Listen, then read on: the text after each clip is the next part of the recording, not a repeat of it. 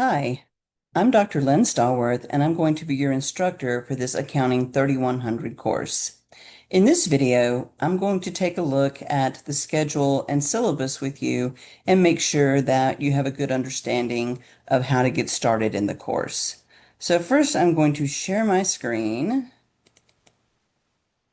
And so I am here in the course, and in this Meet Your Instructor video, you can go back and watch that later. I will be posting a video introducing myself here. But in this video, I want to click on this, the syllabus, and talk a bit about what we're going to be doing. All right, so this is Intermediate Accounting 1, and this is the first of a three-course sequence where we're going to take a deep dive into financial accounting. So in your curriculum, you're required to take Intermediate 1 and 2, and then Intermediate 3 is an elective course. And hopefully that will be offered to those of y'all who are interested in sitting for the CPA exam. So we're going to be using the KESO textbook, and we're using the 18th edition. There are 23 chapters in that textbook, and we are covering chapters 1 through 9. And so we're going to start out with the conceptual framework, which is soft material, but very important concepts and terminology that you will be using throughout the intermediate sequence. Next, we're going to take a look at the accounting information system, and that's what we mean when we're talking about the accounting cycle, journalizing transactions, using our debits and credits, and posting and making an unadjusted trial balance, and then making adjusting entries and financial statements and closing entries. So hopefully most of y'all have a pretty good recollection of all of that. And if not, there's going to be an assignment that you're going to be doing before you get to chapter 2 that will help you get up to speed on that. So next, we're going to take a look at the income statement and apply revenue recognition principles. And then we go to the balance sheet and take a look at present value concepts. And then essentially the way that the book is organized, it just works its way down the balance sheet. And so hopefully you remember that at the top of a balance sheet, you've got your current assets and they're listed in order of liquidity. So typically that's going to be cash, accounts receivable, and notes receivable. And then also in your current asset section, you've got inventory. So we've got a couple of chapters on inventory, and then we do the first of two chapters on property, plant, and equipment. So you've studied these topics before in Principles of Financial Accounting, and so you should have a little bit of familiarity. We're just going to go into a much deeper dive. All right, so I mentioned the KESO textbook earlier, and you will be accessing that online through, it's a Wiley textbook, and so the textbook learning system is called Wiley Plus. It integrates with this site, so you'll be using that. And then you're going to have a separate book called Solid Footing. And Solid Footing reviews some material, and then you're going to be completing two practice sets in that. The first practice set is due this week, so it is going to be a busy week. Couple of optional things here. The GLIME CPA exam review book, there are numerous volumes of that. You want the one on financial accounting, and so I recommend that you get this, use it as a resource. You'll use it not just in this course, but you'll use it in all your financial accounting courses.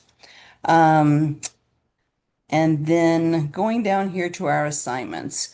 So there are three interim exams and a comprehensive final exam. And taking a look at the course schedule at the bottom of this page, we can see the due dates there.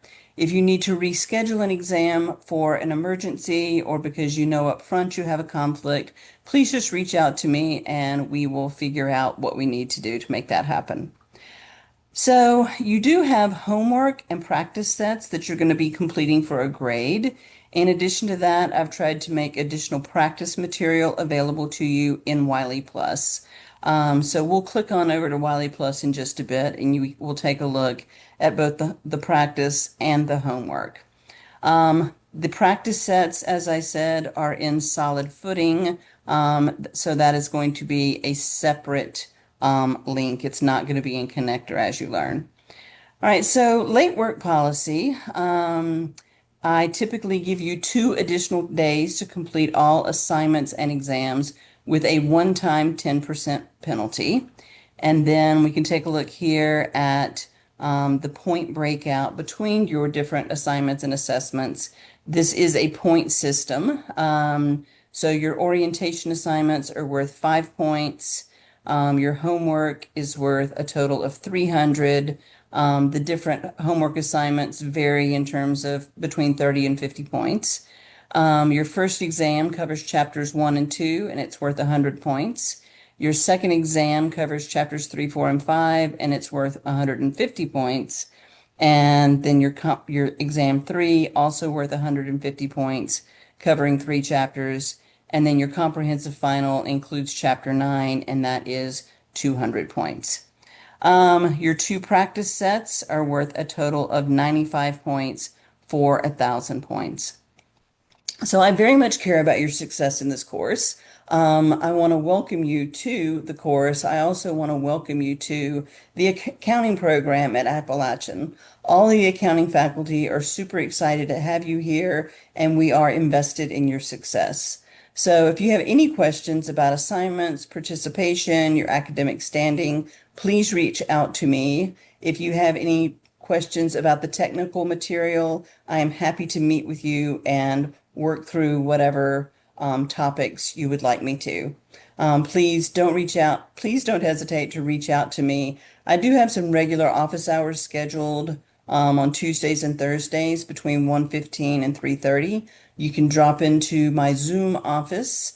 If that doesn't work for you, I certainly understand that many of y'all have lots of other commitments. So just email me and we can set up an appointment, or you can just email me your questions.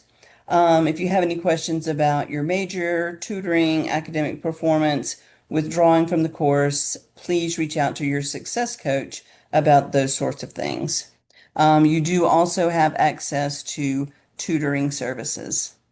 One other support that's out there is for technology challenges. So if you have an issue with Canvas, you've got, or if you have an issue with App States Tech, then you've got a couple of links here to reach out and get help with that. So in terms of academic honesty, I've given you a link here to ASU's Academic Integrity Code.